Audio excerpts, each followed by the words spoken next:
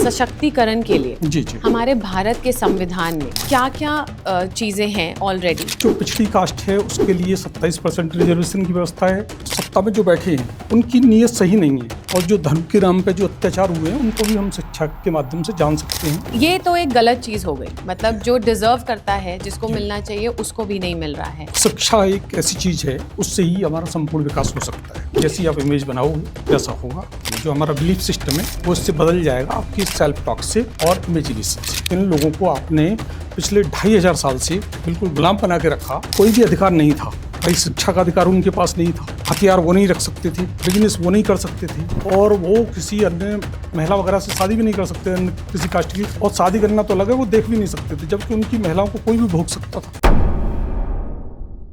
Hello everyone, आशा करती हूँ आप सब ठीक हैं। मैं अपने पॉडकास्ट में आज एक और ऐसे गेस्ट को लेके आई हूँ जो हमारे देश के लिए और इस समाज के लिए बहुत अच्छा काम कर रहे हैं। This episode is going to be very very insightful, और ब्यूटिफुली कैंडिड विद गुरप्रीत में हमेशा की तरह आपको बहुत मज़ा आने वाला है। दोस्तों, आज हमारे साथ हैं एक human right activist, life coach एवं सामाजिक आर्थिक परिवर्तन लीडर। ये जय भीम फाउंडेशन के डायरेक्टर भी हैं। Let's welcome mister Rohitash Kumar Vicky ji. Thank you for coming on the show sir. दोस्तों, इनके बारे में मैं आपको कुछ और बातें बताऊं तो आपको ऐसा लगेगा कि ये इतना महान काम कर रहे हैं, और इनके बारे में हमें हर किसी को बताना चाहिए। पिछले 10 ईयर्स से, 10 वर्षों से ये सामाजिक और आर्थिक परिवर्तन लाने की जद्दोजहद में है। ये लोगों को जागरूक करते हैं स्कूल, कॉलेज, मोहल्ले में जाकर on how to transform their lives. ये एक लाइफ कोच हैं, एक ह्यूमन राइट एक्टिविस्ट हैं, और इनका जो एक इकलौता मिशन है वो है हमारे देश से गरीबी को मिटाना और असमानता को ख़त्म करना। सर, ये बहुत ही बढ़िया काम है। शुक्रिया इस सब को करने के लिए। तो सर, आप मुझे बताइए कि इतना सब आप कर रहे हो, आपकी फाउंडेशन कर रही है जी। आपके जीवन के बारे में कुछ बताइए। मेरा नाम रोहिताश कुमार विक्की है, आप विक्की भी कहते हैं मुझे, और जय भीम फाउंडेशन है उसका मैं डायरेक्टर हूँ। दरअसल हमारा जो उद्देश्य है, जो वीकर सेक्शन है, जो कमज़ोर वर्ग के लोग हैं, उनके लिए एक इंग्लिश स्कूल की श्रृंखला तैयार करना है, एक सीरीज स्कूल की। क्योंकि शिक्षा एक ऐसी चीज़ है, उससे ही हमारा संपूर्ण विकास हो सकता है जी। तो एक तो वीकर सेक्शन के लिए स्कूल कॉलेजेस खोलने की प्लानिंग है जी। दूसरा, हमने पैंथोज माइक्रो फाइनेंस कंपनी बना रखी है।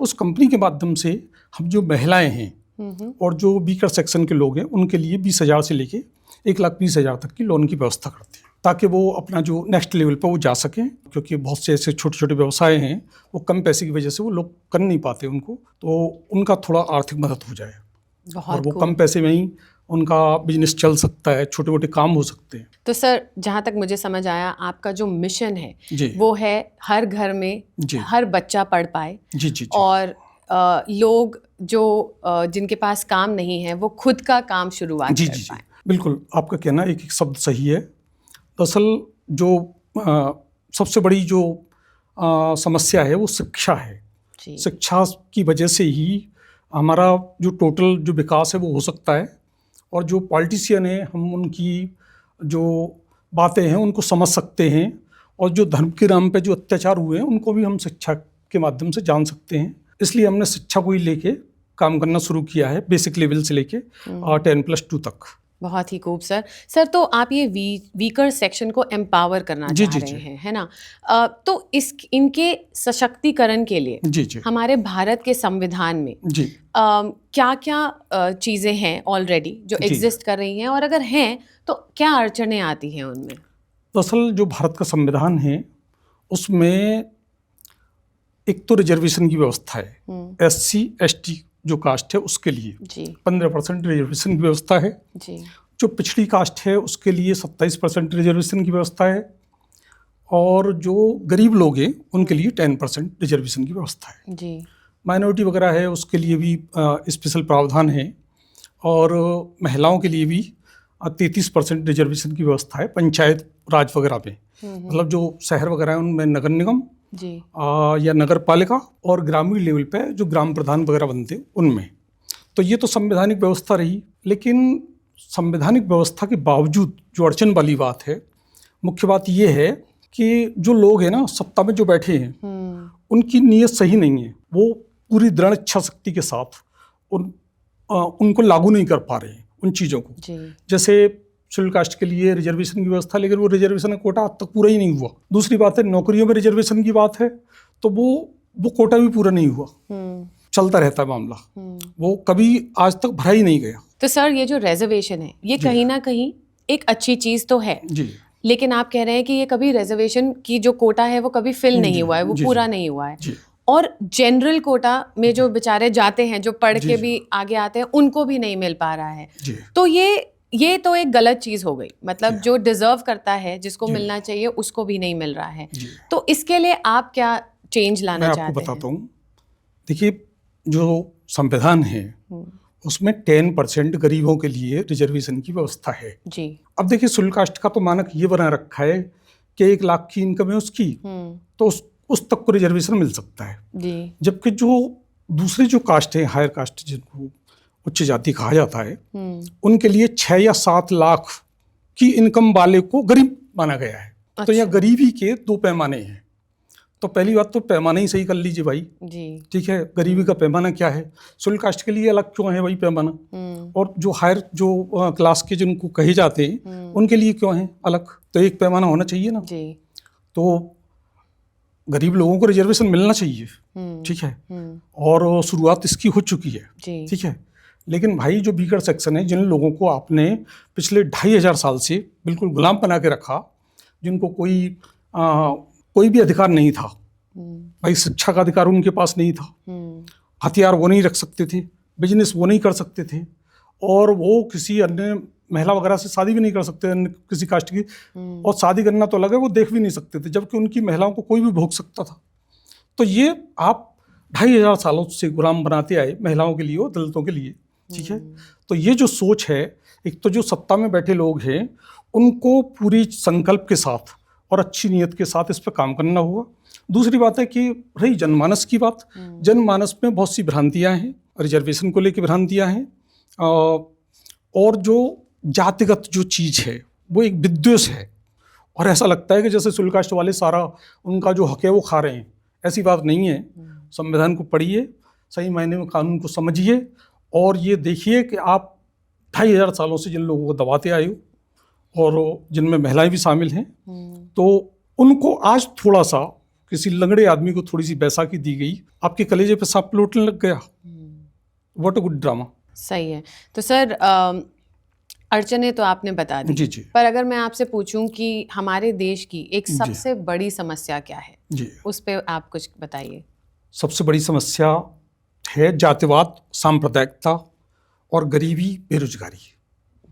दरअसल जो 85% लोग हैं ना, उन पे न तो बहुत ज़्यादा ज़मीन है, न उनके पास रोजगार के साधन हैं, न वो विधायिका में हैं, न वो कार्यपालिका में हैं जी। और 15% लोगों ने एक अधिकार जमा रखा है सारी चीज़ों पे। तो आज भी जो 85% लोग हैं वो गरीबी, उनके पास अगर पैंट है तो जूते नहीं होंगे, पैंट शर्ट है उनके पास तो मालूम पड़ा कि दवाई के लिए उनके पास पैसे की व्यवस्था नहीं है। तो एजुकेशन के क्षेत्र में लोग हैं, गरीब लोग हैं, उनके बच्चे जाते हैं चुंगी के स्कूलों में, और जो अमीर लोग हैं, जो अमीर तबका है, उसके बच्चे जाते हैं इंग्लिश स्कूल्स में। तो भाई एजुकेशन में तो यही दोहराव हो गया। तो ये जो दोहराव है, जो असमानता है एजुकेशन के क्षेत्र में, तो भाई इसको दूर करिए। कंपटीशन की बात तो आप बाद में करिए। कंपटीशन तो जब दो बच्चों को कंपटीशन कराएंगे तो आपकी जो स्टार्टिंग लाइन है वो एक होनी चाहिए। स्टार्टिंग लाइन ही सही नहीं है, तो स्टार्टिंग लाइन के लिए who is responsible about that. तो ये जो पॉलिटिशियन है वो है, और जो जनता है जो गलतफहमी का शिकार है, और जो जातिगत द्वेष की जो बात है, वो घटनाएं घटती हैं आज तमाम। आज भी अगर दलित मूंछ रख ले तो उसकी मालूम पड़ा कि उसकी पिटाई कर दी, नए कपड़े पहन लिए, उसकी पिटाई कर दी, गोली मार दी, ठीक है, उनकी ज़मीनों पर कब्जा कर लिया, घरों में आग लगा दी, बारात चढ़ रहे हैं, घोड़े पे चढ़ के जा रहे हैं तो उसमें गोली मार दी, ठीक है, मटके से पानी पिया या नल पे से हाथ लगाया तो उसको पीट के हत्या कर दी। तो भाई ये आप मुझे एक बात बताइए, आप ये एक राष्ट्र है ये भारत, मैं राष्ट्र भी नहीं कहता, राष्ट्र बनने की प्रक्रिया में है। क्योंकि राष्ट्र तो वो होता है जहाँ सब लोग मिलजुल के रहते हैं। वो राष्ट्र नहीं होता कि जहाँ एक वर्ग से आप जो है जातिगत भेदभाव करो, ठीक है, वो कभी राष्ट्र नहीं हो सकता। और हम 21वीं सदी में चल रहे हैं, लेकिन जो जातिवाद वाली बातें हैं, जो पाखंड हैं, कुरीतियाँ, उनको हम अपने गले से चिपकाए हुए हैं। तो हम एक और विकसित भारत की बात करते हैं, एक और जो हमारे समाज के जो लोग हैं, ठीक है, जो वीकर सेक्शन है, चाहे महिलाएं हैं चाहे दलित लोग हैं, उनको हम जो है जूते की नोक पर रखना चाहते हैं और चाहते हैं कि ये लोग मलबूत साफ करते रहें, ये लोग न कोई एजुकेशन प्राप्त करें न कुछ चीज़ें हैं। तो ये जो भावना है, ये गलत भावना है। तो सर ये जो वीकर सेक्शन है, जी जी, इनके सशक्तिकरण के लिए जी आपका क्या रोड मैप है? हमारा रोड मैप सबसे पहली चीज़ एजुकेशन है, तो उससे हम पूरा विकास कर सकते हैं। एजुकेशन है, अवेयरनेस है, और हम ये चाहते हैं कि न सिर्फ एजुकेशन अच्छी मिले, बल्कि जो लोग इन सरकारी नौकरियों के पीछे भागते हैं, तो वो उद्योग है, व्यापार है, ठीक है, और उन चीज़ों में अपने हाथ आजमाएं और कुल मिला के सशक्त बने। केवल सरकारी नौकर बनने से ही बात नहीं बनेगी, हमको उसके लिए उद्योग है, व्यवसाय है, उस ओर जाना होगा। तो उस ओर हम जाने के लिए अवेयर कर रहे हैं, प्रेरित कर रहे हैं। और मुख्य बात है भागीदारी की। भाई जो हमारा महिलाएं हैं, महिलाओं को प्रतिनिधित्व मिले, जो शेड्यूल कास्ट के या पिछली कास्ट के लोग हैं या जो आदिवासी लोग हैं, उनको प्रतिनिधित्व मिले, उनको भी मुख्य धारा में आने का मौका मिले, ठीक है। ऐसा नहीं है कि मिला नहीं है, मिला है काफ़ी, अभी काफ़ी सुधार भी हुआ है। लेकिन जब तक एक व्यक्ति से भी भेदभाव माना जाएगा, जातिगत ऐसी घटनाएं घटती रहेंगी, आज भी घटती हैं, ठीक है। उत्तर प्रदेश में, बिहार में, हरियाणा, राजस्थान वगैरह में तमाम ऐसी घटनाएं घटती हैं, ठीक है। तो उनके लिए जो अन्य जो सवर्ण कहे जाने वाला वर्ग है, वो क्यों नहीं आगे आता, वो क्यों नहीं विरोध करता कि भाई आप लोग गलत कर रहे हो, ये इन लोगों के साथ कभी विरोध नहीं किया। भाई आप कम से कम पक्ष नहीं, मतलब विरोध जो वाली बात है, उसको आपको आगे आना चाहिए कि भाई ये जो बात है इंसानियत के खिलाफ बात है, ठीक है, आप इसको मत करिए, ठीक है। कोई सामने नहीं आता, यह है। तो सर आप कह रहे हैं आगे नहीं आया, बट आप जैसे और भी लोग होंगे जो बढ़ चढ़ कर आगे आ रहे हैं, और ये बहुत ही अच्छा काम है। और इसी से रिलेटेड आपने एक कार्यक्रम बनाया है, सामाजिक आर्थिक परिवर्तन लीडर के नाम से। तो इस पे कुछ बताइए कि इनके क्या क्या टॉपिक्स हैं, ये कार्यक्रम कैसे लोग आपसे जुड़ सकते हैं इससे? मैम, जब से ये दुनिया बनी है तब से मतलब दो तरह के लोग रहे हैं, एक तो अत्याचार करने वाले लोग और एक उनके खिलाफ आवाज़ उठाने वाले लोग। शुरू में महिलाओं को जब वो उनके पति खत्म हो जाते थे तो उनको सती कर दिया जाता था, मतलब जिंदा उनकी लाश के साथ ही जला दिया जाता था। तो ऐसे कुछ फिक्स माइंड सेट वाले लोग थे कि वो ये चाहते थे ऐसा चलता रहे, और जो ग्रोथ माइंड सेट के लोग थे वो चाहते थे इसको रोकना चाहिए, ये तो भाई सरासर हत्या है। कुल मिलाकर राजा राम मोहन राय सामने आए और ये प्रथा का अंत हुआ। बाद में फिर विधवा विवाह की समस्या आई, विधवाओं से कोई विवाह नहीं करता था, उनके मुंडन वगैरह करके रख देते थे। तो इसके लिए जो ईश्वर चंद्र विद्यासागर है वो सामने आई, अन्य लोग भी सामने आए, तो महिलाओं के विवाह होने लगे। लेकिन फिक्स माइंड सेट के जो लोग थे वो ये चाहते थे कि ऐसे ही चलता रहे। इसी तरह से एजुकेशन की बात आई, तो ज्योतिबा फुले आई, सावित्रीबाई फुले आई, उन्होंने कहा कि भाई बच्चों को, इनको शेड्यूल कास्ट को भी और सब महिलाओं को भी पढ़ने लिखने का अधिकार है। लोगों ने विरोध किया, उन पर कीचड़ तक फेंकी, उन पर बिस्टा, मतलब जिसको मल कहें, उस तक को फेंका, लेकिन वो अपने रास्ते से पे चलते रहे। और कुल मिला के महिलाओं के लिए और जो शेड्यूल कास्ट के लोग थे वो पढ़ाई लिखाई की ओर अग्रसर हुए। फिर अब जातिवाद की बात आती है, तो जो फिक्स माइंड सेट के लोग थे वो चाहते थे कि भाई ये वर्ग व्यवस्था बनी रहे और ये चलता रहे ऐसे ही, ये लोग गुलामी करते रहे। लेकिन कुछ इंसानियत पसंद लोग थे, वो ये चाहते थे कि ये गलत बात है। डॉक्टर अम्बेडकर सामने आए और ये जो उन्होंने फिर संवैधानिक राइट्स कर दिए, और लेकिन घटनाएं आज भी घटती हैं। तो मैं ये बताना चाहता हूँ कि दुनिया में सदा दो तरह के लोग रहे, फिक्स माइंड सेट के और ग्रोथ माइंड सेट के। तो बस हमारा उद्देश्य यही है, ऐसा नहीं है कि जो अन्य जो वर्ग के अन्य जो कास्ट के लोग हैं वो ग्रोथ माइंडसेट के नहीं हैं, मतलब उनमें भी हैं और बहुत लोगों ने आवाज़ उठाई है, तो कोई ऐसी कोई कास्ट वाली बात नहीं है भाई, बात इंसानियत की बात है। एक बात, हमारा जो लीडरशिप का जो प्रोग्राम है, इसको हमारा जो बनाने का उद्देश्य है वो सबसे पहला तो यही है कि अवेयरनेस हो। आज भी जो गरीब तबका है ना, वो अंधविश्वास में, कुरीतियों में, पाखंडों में फंसा हुआ है। महिलाओं के लिए तमाम इतने व्रत वगैरह बना दिए गए हैं, ठीक है, इतनी प्रथाएं बना दी गई हैं, सती प्रथा से लेकर घूंघट प्रथा तक, वो तमाम जालों को तोड़ के महिलाएं आज तक का जो सफ़र है वो कर रही हैं। तो शेड्यूल कास्ट के साथ भी ऐसी ही दिक्कत रही है। सबसे पहली चीज़ है शिक्षा और अवेयरनेस, जागरूकता। तो हम उस पर, जब व्यक्ति को राइट्स पता होंगे, अधिकार पता होंगे, तभी वो कुछ कर सकता है। अच्छा, अधिकार तो पता है लेकिन लोगों में फिर उनके लड़ने के लिए हिम्मत ही नहीं है। तो 2500 साल से गुलाम रहे, महिलाएं घरों में रहीं, तो वही वो हिम्मत भी पैदा करना, वो हिम्मत कैसे आए, ठीक है, वो कौन कौन से टूल्स हो सकते हैं, कौन से रास्ते हो सकते हैं, कौन से संवैधानिक रास्ते हो सकते हैं, कौन से अन्य रास्ते हो सकते हैं, सत्याग्रह के रास्ते हो सकते हैं, अनशन के या हड़ताल के, भूख हड़ताल के रास्ते हो सकते हैं, वो क्या हो सकते हैं। तो वो चीज़ है। तीसरा है कि सोच लोगों की, अब वो गरीब और दलित में तो सब गरीब आदमी हूँ, ठीक है, अरे भैया गरीब है तो तू गरीब ही रहेगा, तो सोच तो बदलनी पड़ेगी, ठीक है। मान के रखा है कि हम तो भैया दलित लोग हैं, दबे कुचले लोग हैं, तो दबे कुचले तो दबे कुचले ही रहोगे, ठीक है। तो ये जो मानसिकता ना, इससे ऊपर उठाने की बात है, ठीक है भाई। सब छो, कोई कास्ट किसी कास्ट से ना कोई ऊंची है ना नीची है, ये इंसानियत की बात है, सब लोग बराबर हैं। ये बात अलग है कि आपको दबा के रखा गया है, लेकिन आप एक इंसान के नाते, ठीक है, आप कुछ सिर उठा के जीने का आपको भी अधिकार है। आपको भी वो सारे ह्यूमन राइट्स, सारे जो मानव अधिकार हैं, चाहे वो शिक्षा का हो, चाहे सुरक्षा का हो, चाहे वो रोजगार का हो, चाहे वो शादी करने का हो, चाहे वो प्राइवेसी का हो, सारे राइट्स आपको प्राप्त हैं। और सर, आपने कुछ 1 दर्जन से ज़्यादा पुस्तकें भी प्रकाशित करी हैं। जी, उनके बारे में कुछ बताइए। दरअसल मेरी एक किताब है, उसका नाम है आप अपनी भाग्य विधाता खुद हैं। दरअसल जो कुदरत को हो या ईश्वर को हो, ईश्वर को मानते हो तो ठीक है, नहीं भी मानते तो कुदरत कह सकते हो, यूनिवर्स कह सकते हो, तो उसने आपके लिए एक सोचने समझने का डिपार्टमेंट दे दिया, डेट इज माइंड। तो आप सोच सकते हो, विचार सकते हो, डिसीजन ले सकते हो, ठीक है, अमल में ला सकते हो चीज़ें, तो पूरा डिपार्टमेंट आपको दे दिया कुदरत ने। दूसरा हार्ट का दे दिया, मतलब जो फील करने की बात है, अच्छा बुरा आप फील कर सकते हो, तो वो डिपार्टमेंट भी आपको दे दिया।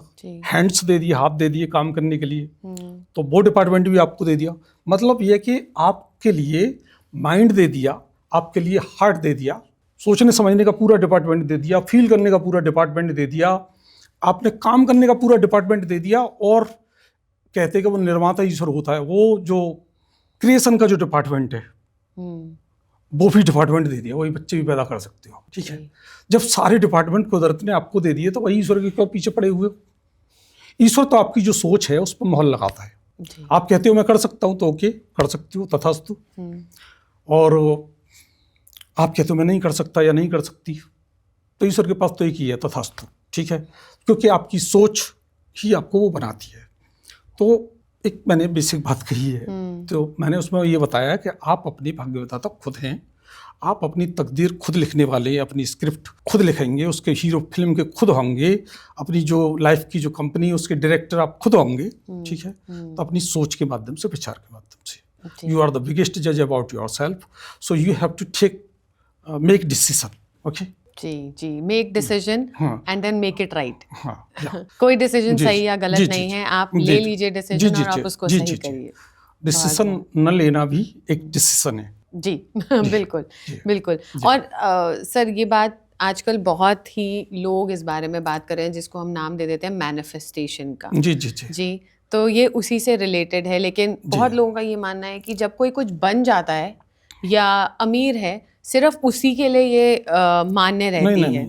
तो आप थोड़ा सा और इस पे बताइए कि अगर मैं एक गरीब हूँ, मैं ऑलरेडी किसी बुरे वक्त से गुजर रही हूँ, तो उस टाइम पे आप ये सोच नहीं ला पाएंगे कि मैं जो कर पाऊँ वो ही कर सकता हूँ, जो मैं सोच रहा हूँ, तो इसको कैसे बदलेंगे? दरअसल जो हमारा माइंड है वो 2 भाषाएं समझता है। पहली जो भाषा है वो है सेल्फ सजेशन की भाषा। जी। तो हमारे माइंड में तमाम विचार आते हैं, नेगेटिव भी आते हैं, पॉजिटिव भी आते हैं। तो नेगेटिव पॉजिटिव जो विचार आते हैं उनमें जो भी नेगेटिव विचार आ रहा है वो हमें इसलिए आ रहा है कि हम कुछ सावधान हो जाएं, वो भी हमारा दुश्मन नहीं है जी। तो हमें उससे भी सबक लेना है क्या है। और दूसरा ये है कि हम नेगेटिव जितनी बात करेंगे तो जैसे ही बात करें उसमें कोई लेकिन लगा दें। जैसे मान लीजिए कोई व्यक्ति कहता है कि जी मैं गरीब हूँ, उसके मुंह से निकलता है, क्योंकि जैसी प्रोग्रामिंग होगी वैसी चीज़ें निकल के आएंगी।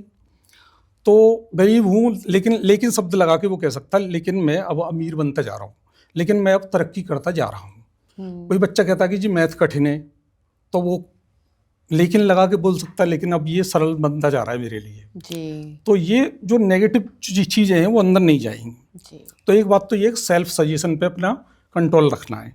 जो हम खुद से ही सबसे ज़्यादा बातें करते हैं तो उस पर अपना कंट्रोल रखना है। दूसरी जो बात है वो ये है कि विजुअलाइजेशन को हो या इमेजिनेशन को हो, ठीक है, हम क्या देखते हैं, एक व्यक्ति है वो एक प्लॉट देखता है, खाली देखता है, उसमें कूड़ा करकट पड़ा हुआ है और गंदगी है, और वो कहता है कि ये प्लॉट है, क्या है भाई ये। और एक आर्किटेक्ट उसको देखता है, वो कहता है कि इस पर एक बहुत शानदार मॉल बन सकता है। तो वो उसकी कल्पना शक्ति है।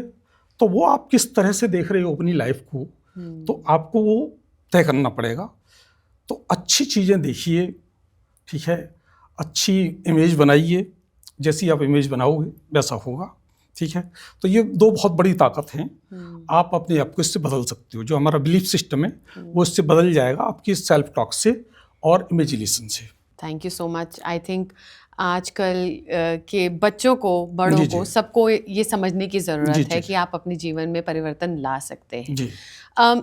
इसके अलावा जो कमज़ोर वर्ग के लोग हैं उनके लिए आपका क्या संदेश रहेगा? मेरा संदेश बस एक ही है कि वो संपन्न बने, सबल बने, सशक्त बने, वो अच्छे कपड़े पहने, इंग्लिश वगैरह सीखें, आज की जो टेक्नोलॉजी है उसको एडॉप्ट करें, मतलब अपनी नॉलेज को बढ़ाते रहें और हर तरह से सशक्त बने।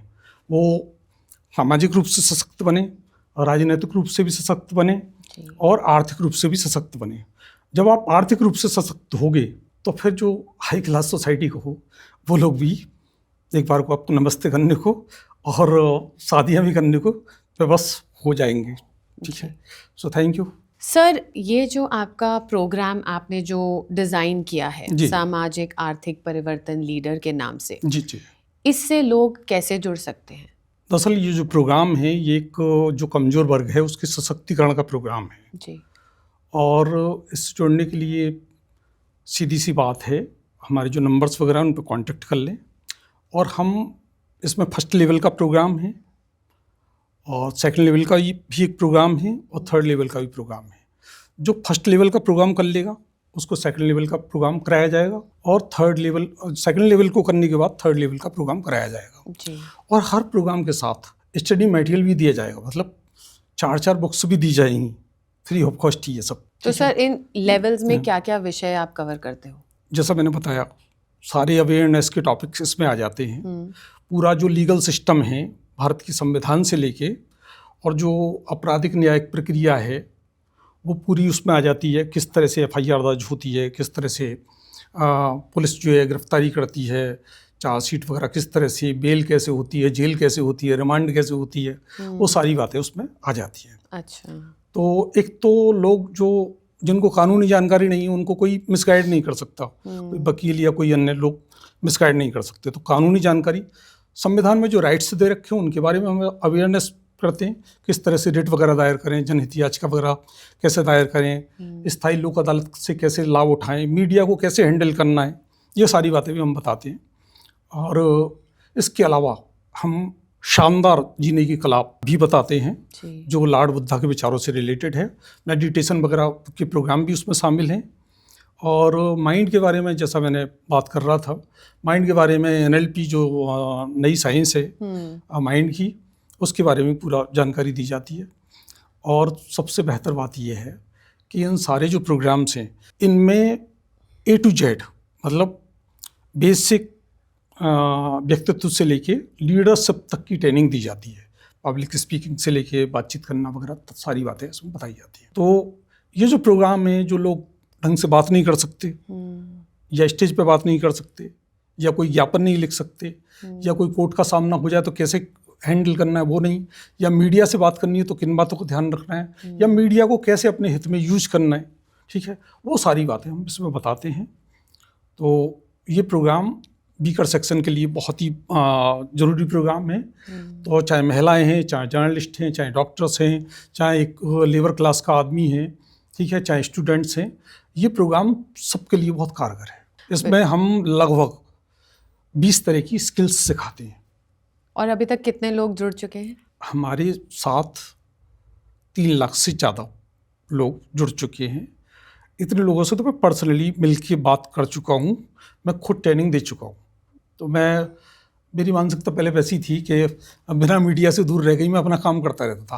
हालांकि मैं खुद मीडिया का आदमी रहा हूँ, अच्छा, ठीक है, लेकिन अब वो जो चीज़ें हैं उनको मल्टीप्लाई करके चलना है। एक चीज़ें बहुत ज़्यादा उनका विस्तार हो, बहुत ज़्यादा लोगों को लाभ मिले, तो इसलिए फिर हम विभिन्न प्लेटफॉर्म से आ रहे हैं। और सर, ये जो जय भीम फाउंडेशन जी है, इसके पीछे क्या इंस्पिरेशन रही? आपके मन में ऐसा क्या आया कि मुझे ये करना है? तो क्या सोच थी, क्यों आपको ये लगा कि आप इतने सब, क्योंकि आप ये इतना जो काम कर रहे हैं ये कहीं ना कहीं पॉलिटिशियंस और किसी को खटक भी सकता है, तो वो हिम्मत कहाँ से आई आप में? हाँ, दरअसल चूँकि हमने तमाम ऐसे आंदोलन भी किए, भूख हड़ताल जैसी भी चीज़ें भी की हैं, और तमाम जुलूस वगैरह, प्रदर्शन वगैरह ऐसी चीज़ें भी हमने की हैं। तो यहाँ तक हिम्मत की बात है, शुरू में दरअसल मैं कुछ मैगजीन वगैरह हैं, सरता मुक्ता मैगजीन वगैरह, उन्हें पढ़ता था। तो उसमें अंधविश्वास, कुरीति, पाखंडों के बारे में बात होती थी, एक स्वस्थ और वैज्ञानिक सोच बनाने की बात होती थी। तो सच बात तो यह है कि वहीं से मेरी कुछ मानसिक प्रोग्रामिंग हो गई।